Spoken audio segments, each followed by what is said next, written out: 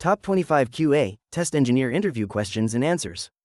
In this video, we will explore the top 25 interview questions commonly asked to QA and test engineers. This compilation aims to help candidates prepare effectively for their upcoming interviews in the field of software testing. We will also provide concise answers to each question, enhancing your understanding of what interviewers look for.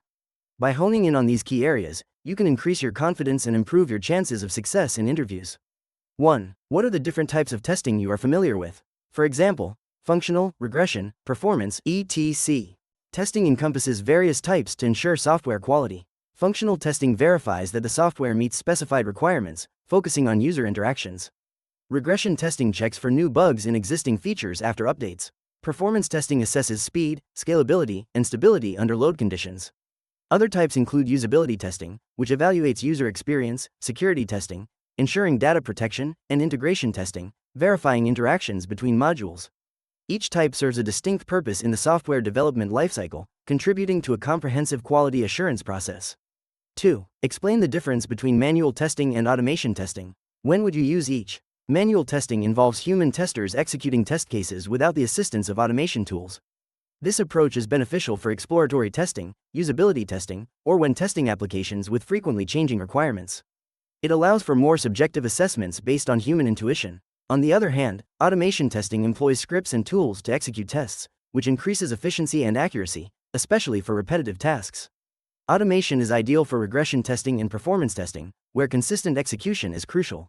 Choose manual testing when human insight is needed, and automation when speed and reliability are priorities. 3. What is regression testing, and how do you ensure it's effective? Regression testing is a type of software testing that ensures new code changes do not negatively affect existing features.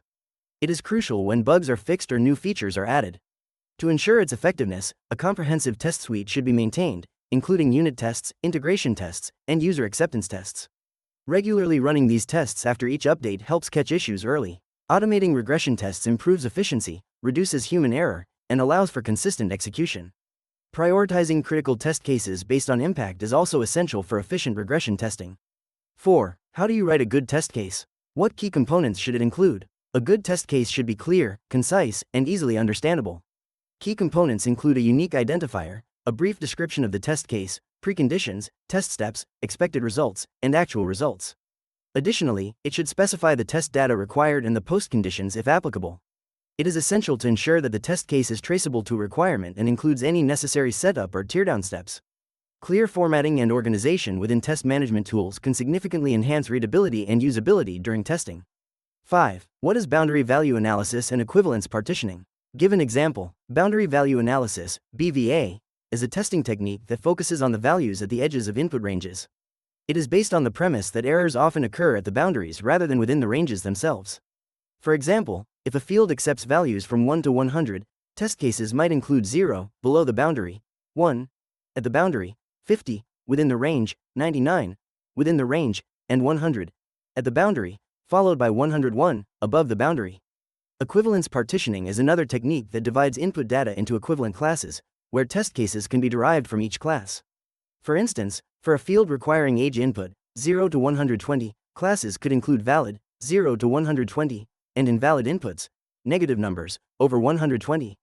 Only one representative from each class needs testing, reducing the number of cases while still covering all scenarios. 6. How do you perform negative testing? Can you provide an example? Negative testing involves testing an application with invalid inputs or unexpected user behavior to ensure it behaves as expected under adverse conditions. For instance, when testing a login feature, you might enter incorrect usernames or passwords to verify that the system displays appropriate error messages instead of granting access. This process helps identify vulnerabilities and ensures that the application can handle unexpected situations gracefully. By simulating failure scenarios, you can confirm that the software maintains its integrity and security. 7. What is exploratory testing, and when would you use it? Exploratory testing is an approach where testers actively explore the application without predefined test cases. It encourages simultaneous learning, test design, and execution, allowing for flexibility and creativity.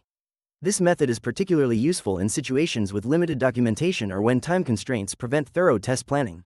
It can also be advantageous during the early stages of development or when dealing with complex systems, as testers can identify unexpected issues and gain insights into user experience. 8. How do you test a login page? Walk me through your approach. To test a login page, I start by identifying the key functionalities, including valid credentials, invalid credentials, and edge cases. First, I check the UI elements like input fields, buttons, and error messages for accessibility and responsiveness. Then, I execute test cases for successful login with valid credentials and verify redirection to the correct dashboard. Next, I input invalid credentials to ensure appropriate error messages are displayed. Additionally, I test edge cases such as empty fields and special characters. Security testing is essential, so I check for SQL injection vulnerabilities and session management issues. Finally, I ensure that the "Remember Me" functionality works correctly and that users can successfully log out. 9. What is API testing, and what tools have you used for it?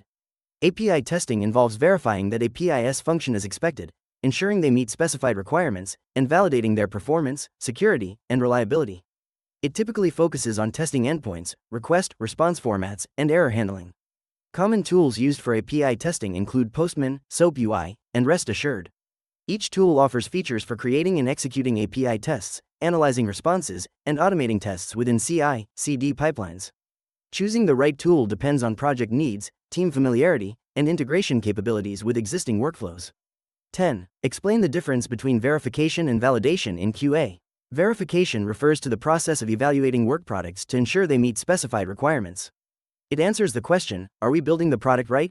This is typically done through reviews, inspections, and static analysis. Validation, on the other hand, assesses the final product to ensure it meets the user's needs and expectations, answering the question, are we building the right product? Techniques for validation include user acceptance testing and beta testing. Both processes are essential for ensuring quality in software development and help identify defects early and late in the lifecycle. 11. What test automation tools have you worked with? For example, Selenium, Cypress, Playwright, etc. Test automation is essential for improving efficiency in software quality assurance. I have experience with several tools, including Selenium, which offers robust browser automation capabilities. Cypress is another tool I've used, particularly for its developer-friendly approach and real-time testing features. Playwright has also been beneficial for testing across multiple browsers and handling modern web applications. Each tool has its strengths, and the choice often depends on the project requirements, team expertise, and specific testing needs. Using these tools, I can create reliable, maintainable test scripts that enhance productivity. 12. How do you decide what test cases to automate? Deciding which test cases to automate involves several considerations. First, prioritize tests that are run frequently, such as regression tests, as automation can save time and reduce human error. Next, focus on tests that have stable requirements and are less likely to change. High-risk areas of the application also warrant automation, as they can help catch critical issues early. Additionally, tests that are time-consuming or repetitive in manual execution are strong candidates for automation. Finally, consider the skills available in the team and the tools being used to ensure successful implementation of automated tests. 13. Explain the page object model, POM, in automation. Why is it useful? The page object model, POM, is a design pattern used in test automation that represents web pages as objects. Each page is encapsulated in a class, with methods corresponding to actions that can be performed on that page and properties representing page elements. This abstraction allows for better organization of test code, promotes reusability, and reduces duplication. By interacting with page objects instead of directly with web elements, tests become more maintainable and easier to read. Changes in the UI require updates only in the page object classes, minimizing the impact on test scripts. 14. How do you handle dynamic elements in Selenium, or another automation tool? Dynamic elements can change their properties during runtime, making them challenging to interact with in automation. One effective strategy is to use explicit waits, which allow the script to wait for a specific condition to be true before proceeding. Another approach is utilizing robust locators such as XPath or CSS selectors that can uniquely identify elements even when their attributes change. Additionally, leveraging the Actions class in Selenium can help interact with elements that require specific user actions. Regularly updating locators as the application evolves is also crucial for maintaining test stability. 15. What is continuous integration, CI, and how does it relate to testing? Continuous integration, CI, is a software development practice where developers frequently integrate their code changes into a shared repository. Each integration is automatically tested to detect issues early. This practice enhances collaboration and reduces integration problems. In relation to testing, CI ensures that automated tests are run on every code change, enabling quick feedback on the impact of changes. This helps identify bugs sooner, improves code quality, and facilitates faster delivery of reliable software. CI encourages a culture of testing as an integral part of the development process. 16. What key details do you include in a bug report? When creating a bug report, key details should encompass the following elements: a clear title summarizing the issue, a detailed description of the problem, steps to reproduce the bug, expected versus actual results, and any relevant screenshots or logs. Additionally, include the environment details, such as browser version, operating system, and device type. Assign severity and priority levels to the bug, and mention any related issues or dependencies. Ensuring all this information is included helps developers quickly understand and address the problem effectively. 17. How do you prioritize which bugs to fix first? Prioritizing bugs involves assessing their severity, impact, and frequency of occurrence. First, I evaluate the severity, determining how much the bug affects functionality or user experience. Next, I consider the priority based on business needs, deadlines, and user impact. Critical bugs affecting core functionality or a large user base typically take precedence. I also collaborate with developers and stakeholders to align on priorities, ensuring that urgent issues receive attention while maintaining a balanced approach to overall product quality. Regular communication helps in adjusting priorities as project needs evolve. 18. What is the difference between severity and priority in defect reporting? Severity refers to the impact a defect has on the application's functionality or performance. It categorizes the defect based on how critical it is to the operation of the software. For example, a bug that causes a complete system crash would be considered high severity. Priority, on the other hand, indicates how soon a defect should be addressed. A lower severity bug may have high priority if it affects a critical feature that needs immediate attention for a release. Understanding this distinction helps teams efficiently manage their bug fixing process, ensuring critical issues are resolved promptly. 19. How do you handle a situation where a developer disagrees with your bug report? When a developer disagrees with my bug report, I first listen to their perspective to understand their reasoning. Open communication is crucial, so I ask clarifying questions about their viewpoint. If necessary, I present additional evidence, such as logs or screenshots, to support my findings. We can then discuss the issue collaboratively, focusing on the impact on users and the product. If the disagreement persists, I may involve a QA lead or project manager to mediate and ensure that the team reaches a consensus based on objective criteria. 20. How does QA fit into the Agile, Scrum process? In Agile, Scrum, QA plays a vital role throughout the development process. Instead of being a final checkpoint, QA is integrated into each sprint, participating in planning, daily stand-ups, and reviews. This collaboration ensures that quality is a priority from the start. Testers provide feedback on user stories and acceptance criteria, which helps in crafting better requirements. Throughout the sprint, QA performs testing in parallel with development, allowing for quicker identification of issues. This iterative approach supports continuous improvement and a more responsive development cycle. 21. What is shift-left testing, and why is it important? Shift-left testing refers to the practice of conducting testing activities earlier in the software development lifecycle. By integrating testing processes into the initial phases of development, teams can identify defects sooner, reducing the cost and effort required to fix them. This proactive approach fosters collaboration between developers and testers, leading to higher quality software.